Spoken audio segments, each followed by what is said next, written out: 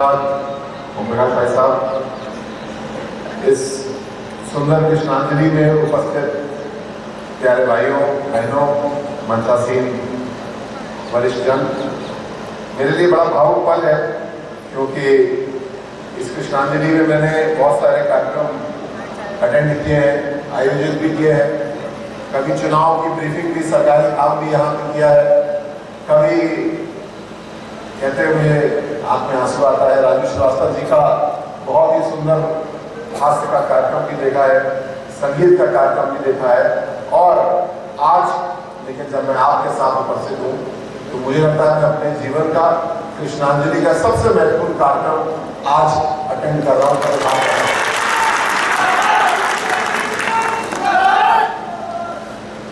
बाबा लक्ष्मी शाह जी बंजारा का स्मरण करते हुए, उनको याद करते हुए अपनी बात आगे आपके सामने रखना चाहता हूं।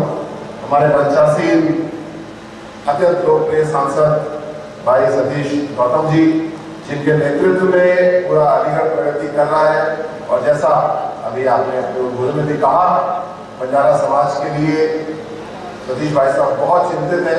और अभी हमारी थोड़ी थोड़ी बात भी हो रही थी और हम लोग मिल करके आपके लिए दृढ़ संकल्पित है, काम करेंगे, प्रत्येक मांग को हल करेंगे।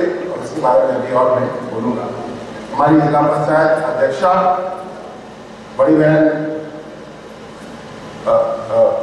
विजय सिंह जी, दीदी आपका बहुत बहुत आभार, बहुत स्वागत, बहुत सारी शुभकामनाएं। आदरणीय शिवराज सिंह जी, श्री सुशील कुमार पांडे जी, बहुत सारी शुभकामनाएं।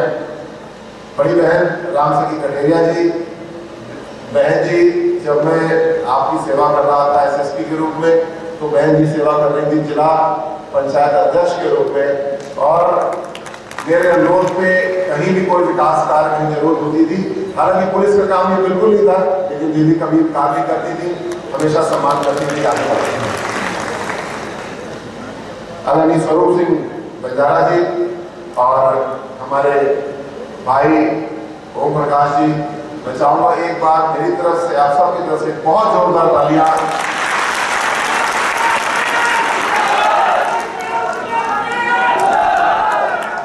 बहुत सुंदर। ओम प्रकाश जी भाई साहब की शक्ति जितनी हम लोग बढ़ाए, ईश्वर आपकी कल्पनाशीलता जितनी बढ़ाए उतनी कम है। मैं और हम सब आपसे प्रेरणा लेते हैं, आपकी सराहना भी करते हैं और आशा करते हैं कि आपकी शक्ति और बढ़ेगी और पूरे समाज के लिए आगे बढ़ाने के लिए, विकास कार्यों में आगे बढ़ाने के लिए हर तरीके से आपकी शक्ति बढ़े, हम कामना करते हैं। मेरे मीडिया के साथी, बहुत पुराने साथी हैं, आप सबसे बहुत सारे पुनः शुभकामनाएं, नमस्कार। मेरे पुलिस के साथी भी मौजूद हैं। जब मैं पुलिस छोड़ रहा था तो मुझे बहुत कष्ट था, क्योंकि मुझे लगा कि बहुत महत्वपूर्ण टीम अब मेरी छूट जाएगी, लेकिन ईश्वर की कृपा ये है कि पुरानी टीम भी साथ है और नई उससे ज्यादा शक्तिशाली टीम अब साथ है। आपका आशीर्वाद है। और मैं याद करता हूँ आज से ठीक एक साल पहले जब मैंने सरकारी सेवा छोड़ी, कन्नौज अपने घर गया, चुनाव लड़ने की तैयारी की, तो मेरे अपने गांव में भी एक छोटा मजरा है जहाँ पे बंजारा समाज के भाई रहते हैं और पीढ़ियों दर पीढ़ियों के हम लोग के संबंध है, वो दादी आदि हम लोग बोलते हैं। और साथ साथ कन्नौज जनपद में भी बंजारा समाज के अनेक छोटे बड़े गांव हैं। तो जिस प्रकार का समर्थन बंजारा समाज से मुझको व्यक्तिगत रूप में, भारतीय जनता पार्टी को एक संगठन के रूप में मिला, वो बहुत बड़ा योगदान है। और मेरे कन्नौज के साथी भी आज आए हुए हैं और अय्या के साथी भी आए हुए हैं। आप सबको मैं बहुत बहुत धन्यवाद ज्ञापित करता हूँ। पार्टी को मजबूत करने में, मुझको व्यक्तिगत रूप से इस दायित्व तक पहुंचाने के लिए कि मैं आपकी सेवा करने के लिए किसी पद पे पहुंचूं, मेरे हाथ में कोई शक्ति आए, इसके लिए मैं आपका हृदय से धन्यवाद ज्ञापित करता हूं। जब हम चुनाव लड़ते हैं तो एक चेहरा होता है, एक नाम होता है, लेकिन एक बहुत बड़ी टीम चुनाव की तैयारी करती है, बहुत बड़ी टीम प्रचार करती है, और जब चुनाव जीतते हैं तो बहुत बड़ी टीम चुनाव जीतती भी है। और आप वो टीम है, आपके ऊपर बहुत सारी जिम्मेदारी भी है। आपसे बहुत सारे लोग अनुरोध करते हो कि किसी काम के लिए कुछ विरोधतापूर्वक, कुछ अधिकारपूर्वक और कभी कभी क्रोधपूर्वक भी आपसे अनुरोध करते हो कि काम के लिए। मैं आपसे अनुरोध करना चाहता हूँ, आपको आश्वस्त करना चाहता हूँ कि जो दायित्व आपने मुझको दिए समाज कल्याण के मंत्री के रूप में, वो सारे दायित्व आपके हैं। जो मेरे कलम में ताकत है वो आपके हाथ में है, मेरी कलम आपके हाथ में है। किसकी कहां कैसे मदद करना है ये आप निर्देश दीजिए या आप निर्णय ले लीजिए और मुझे बता दीजिए, वो काम जरूर होगा। अगर मेरे विभाग का है, मंत्रालय का है, तो जरा भी पीछे नहीं छूटेगा। मैं कुछ ऐतिहासिक परिप्रेक्ष्य के बारे में जानकारी कर रहा था। जब ओम प्रकाश भाई साहब ने ये विषय मेरे सामने रखा, जब मैं मंत्री बना, तो मैंने थोड़ा अध्ययन स्वयं भी किया और जो मुझको विशेष बातें मिली कुछ मैं स्मरण करना चाहूंगा जरूर। जो सर्वे भी किया गया उत्तर प्रदेश सरकार की शोध इकाई द्वारा, उसमें मुझे बहुत गौरवपूर्ण बातें मिली जो मैं आज रखना चाहता हूँ। आज बंजारा समाज आर्थिक रूप से पीछे है, सामाजिक रूप से पीछे है, जिसके लिए हम सारा आयोजन कर रहे हैं, आगे बढ़ने का प्रयास कर रहे हैं। लेकिन आज से 700-800 साल पहले ऐसा नहीं था। हमारा बंजारा समाज एक व्यापारी वर्ग और बहुत मजबूत व्यापारी वर्ग था, जो बहुत अच्छे पशु और उस जमाने के हिसाब से बहुत अच्छी गाड़ियां, बैलगाड़ी आदि हमारे पूर्वज रखते थे। पूरे भारत में नहीं, जहां तक विश्व में जाया जा सकता था वहां तक जाते थे और बहुत अच्छा व्यापार करते थे।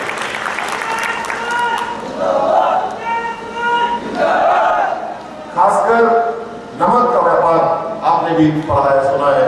नमक का व्यापार हमारे पूर्वज बहुत अच्छे से करते थे और उससे हमारी पहचान भी थी। लेकिन मुगल काल जब आया तब हमारी परेशानियां शुरू हुई। उन्होंने जिस प्रकार बार बार आक्रमण किए और हमारे समाज ने लोहा लिया।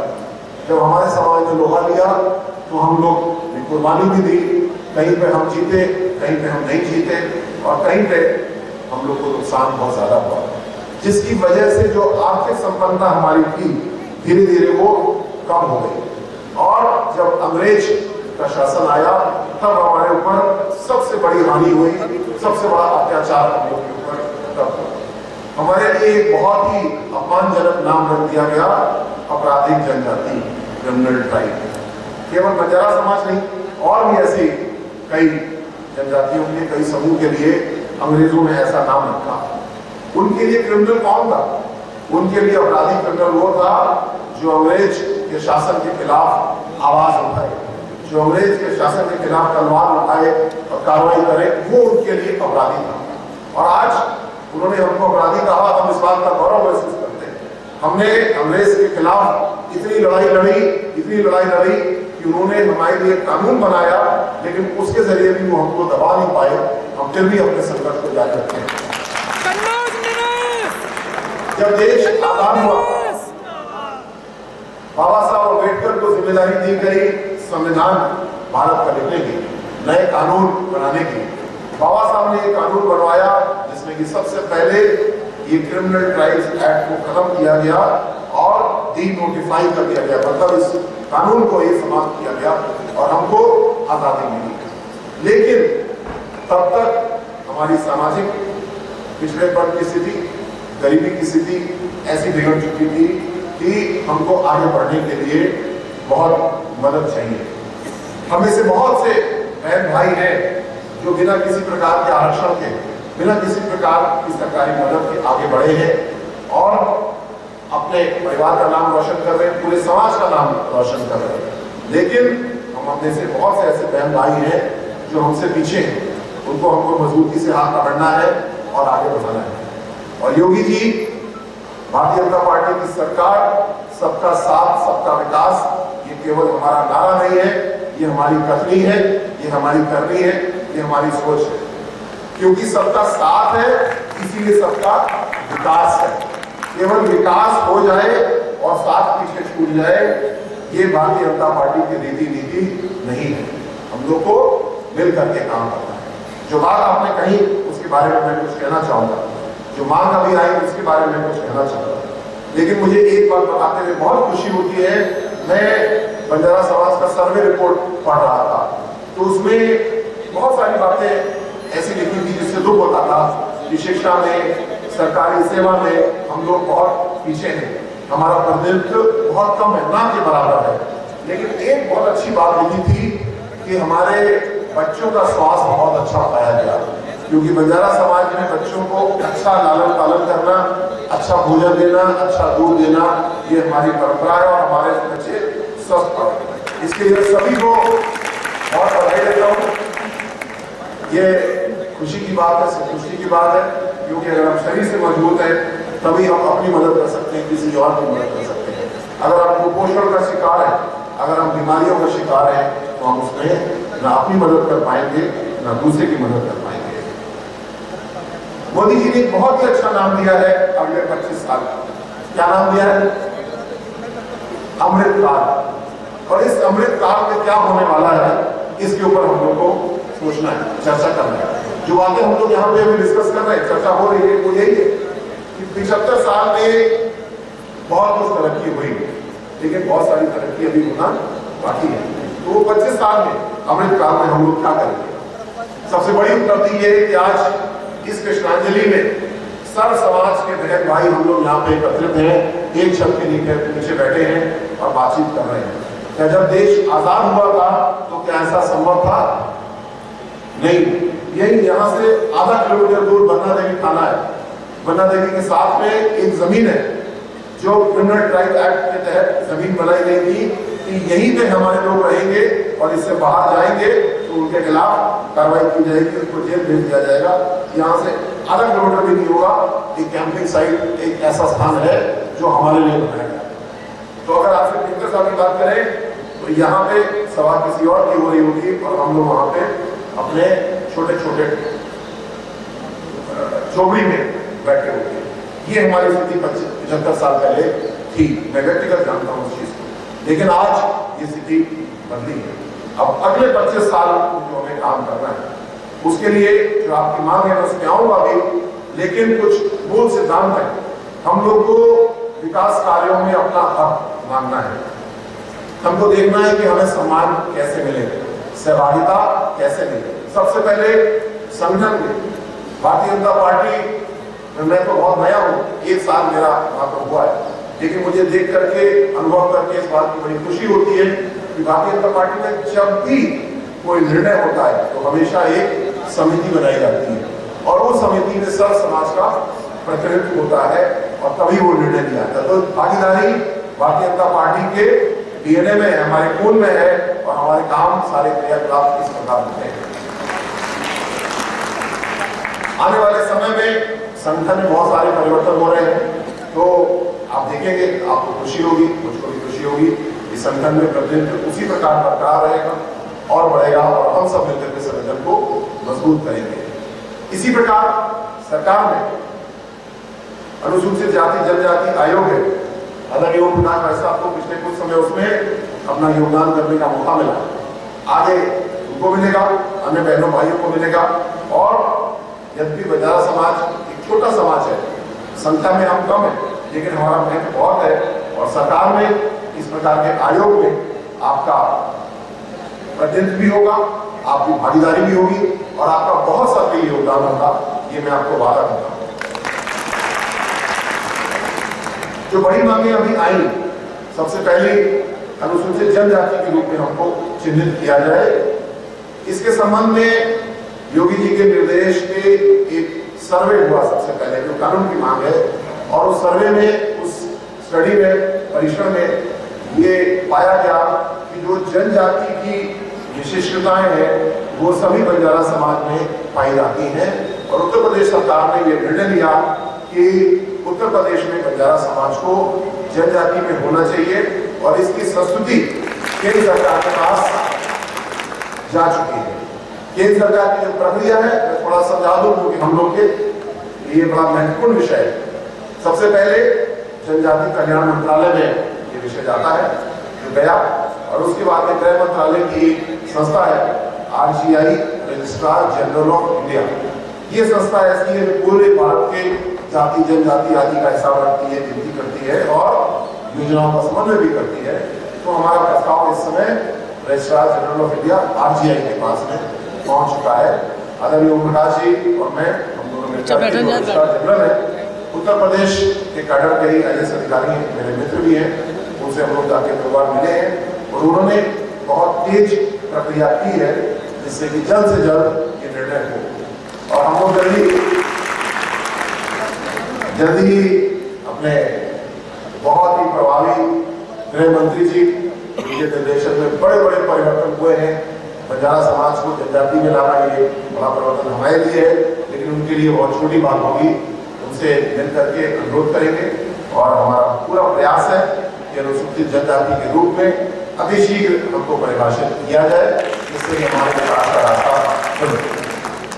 आपको बताते हुए ये भी खुशी होती है कि जैसी हमारी बंजारा समाज की समस्या है, कि किसी प्रकार की एक समस्या गोंड समाज की भी है या थी।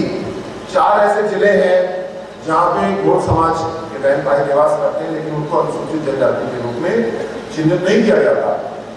पूर्वांचल के जनपद है कुशीनगर, संत कबीरनगर, भदोही और चंदौली, और ये सारी प्रक्रिया पूरी की गई।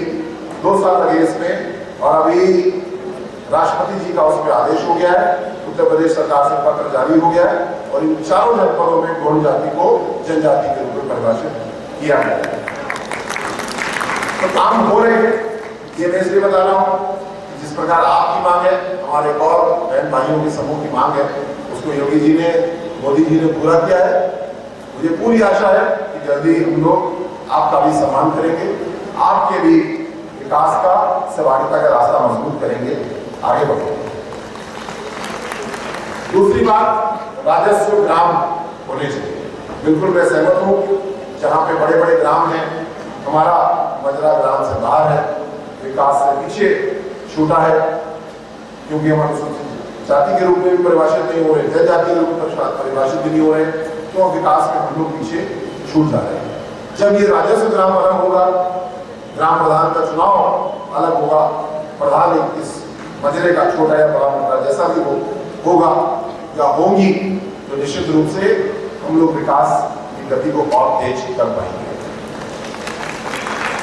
आपको बताते हुए यहाँ भी खुशी होती है क्योंकि ये काम भी हो रहा है।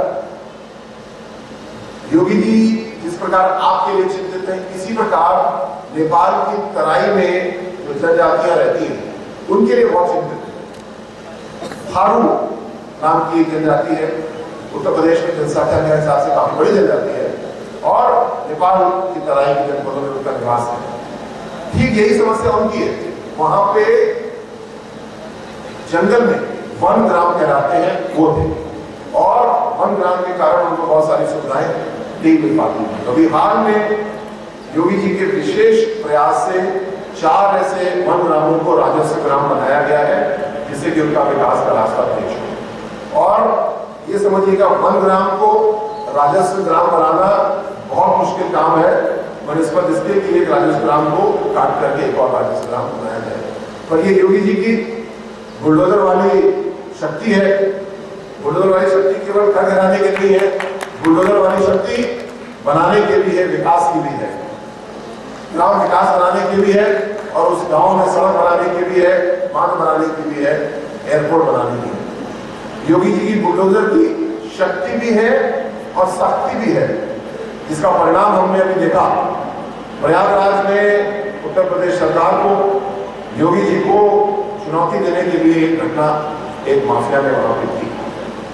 वैसे पिछले 6 साल में माफिया को घुटने पर ला दिया योगी जी ने।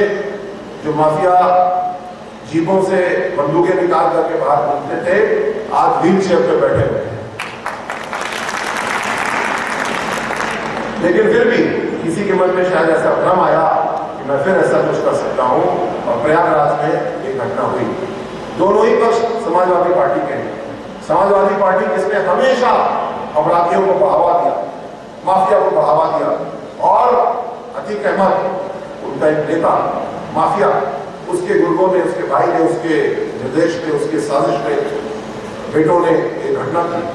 लेकिन योगी जी का संकल्प, शक्ति और शक्ति, उन्होंने विधानसभा में इस बात को कहा जो माफिया है उनको मिट्टी में मिला देंगे और मिट्टी में मिलाने का काम तुरंत शुरू भी होगा। उत्तर प्रदेश के सभी लोग, चाहे बंजारा समाज के हो चाहे किसी समाज के हो, सब लोग कानून के हिसाब से चलना चाहते हैं। उत्तर प्रदेश के लोग बहुत शरीफ हैं, कानून के मुताबिक चलना चाहते हैं। लेकिन ये माफिया जो शुरू किया था समाजवादी पार्टी की सरकार ने, हर जिले में एक न एक माफिया तैयार कर दिया गया था। यहाँ अलीगढ़ में एक माफिया तैयार हुआ था तेजवीर गुड्डू के नाम से, आपने अभी देखा, उसका भी कानून ने हिसाब लिया, उसके और उसके गैंग के भी काफी सारे लोगों को सजा हुई और जेल में बंद है और पूरी सजा अपनी काटेंगे और जो मुकदमे हैं उसमें भी कार्रवाई होगी। इस प्रकार के संकल्प, इस प्रकार की शक्ति और शक्ति योगी जी की है, जिसका परिणाम कि हमारी पुलिस मजबूती से काम कर रही है। एक जमाना था कि पुलिस के ऊपर गोली चलती थी तो लोग सोचते थे सिर छुपा लो, जान बचा लो, पता नहीं क्या हो।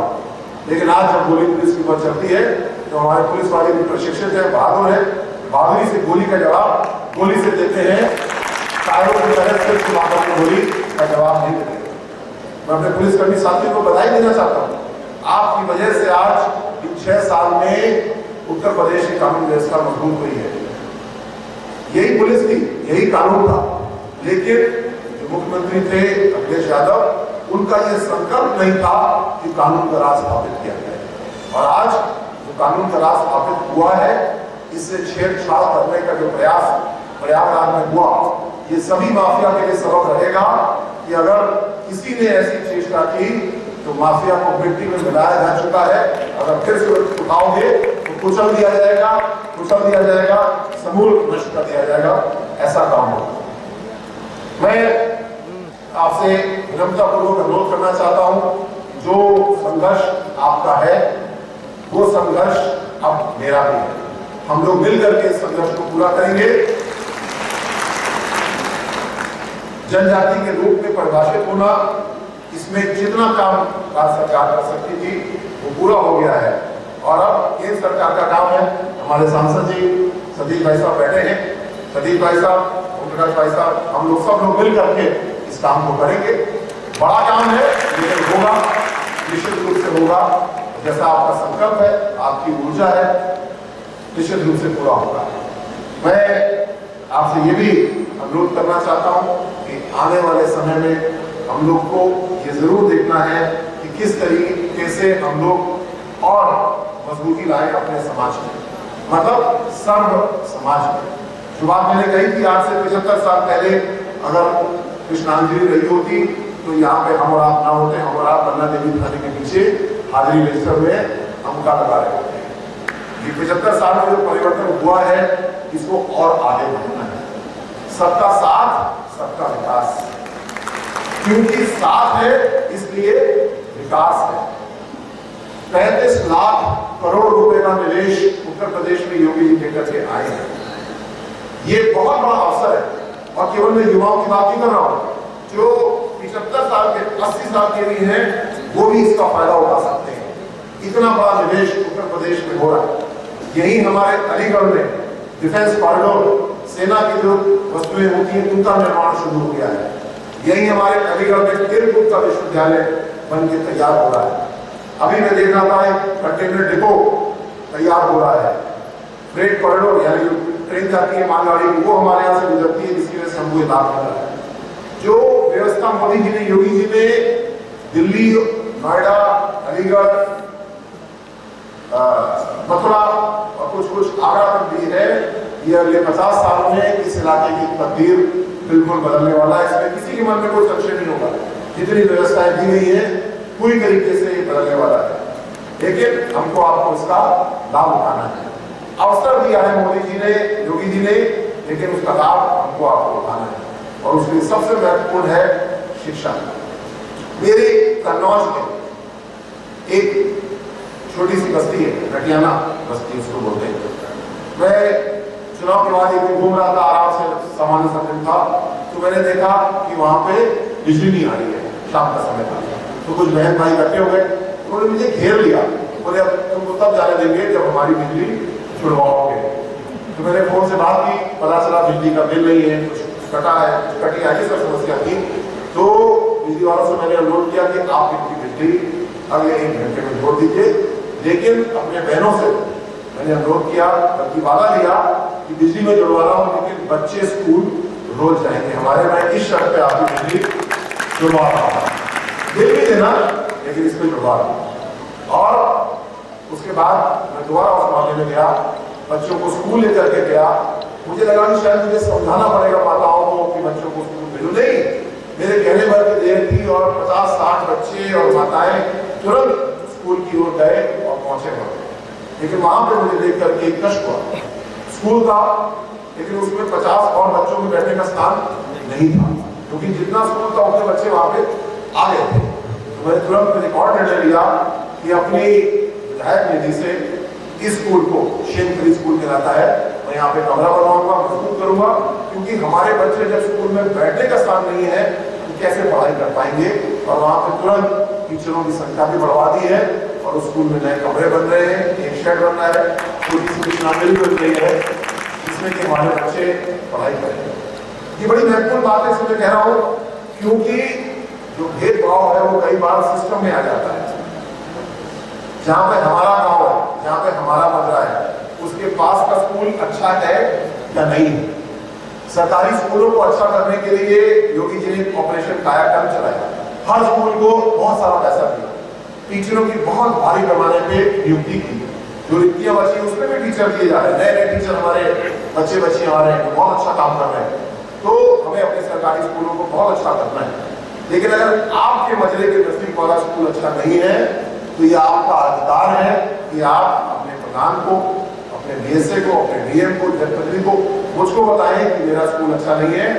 सब काम बाद में होंगे, सबसे पहले हमारी बच्चों की पढ़ाई अच्छा होना चाहिए, क्योंकि बच्चे अच्छे पढ़ गए तो सब काम हो गए। फिर किसी समाज कल्याण विभाग की जरूरत आपके परिवार को नहीं है। अगर हमारे बच्चे अच्छे पढ़ गए, हमारी बेटी पढ़ गई, वो पूरे समाज का कल्याण कर देगी, सरकार को कुछ भी नहीं करना होगा। तो हमें शिक्षा पे बहुत ज्यादा जोर देना है। और इसी के साथ मैं आप सबको बहुत बधाई देता हूँ इस सुंदर आयोजन के लिए। आप लोग बहन भाई दूर दूर से आए हैं, आप आए इसके लिए आपको बहुत धन्यवाद। आदरणीय ओम प्रकाश जी, आपकी पूरी टीम, आपको मैं बधाई देता हूँ। और मुझको आपने अपने पुराने घर अलीगढ़ आने का मौका दिया, इसके लिए बहुत धन्यवाद देता हूँ। ऐसा मौका पुनः मुझको मिलेगा ऐसी आशा करता हूँ और बहुत सारी शुभकामनाएं। आगे आने वाला सफर और अच्छा होगा, सुखद होगा, आपकी मांगें पूरी होंगी और हम लोग मिल करके राष्ट्र निर्माण में अपना योगदान करेंगे। बहुत बहुत धन्यवाद।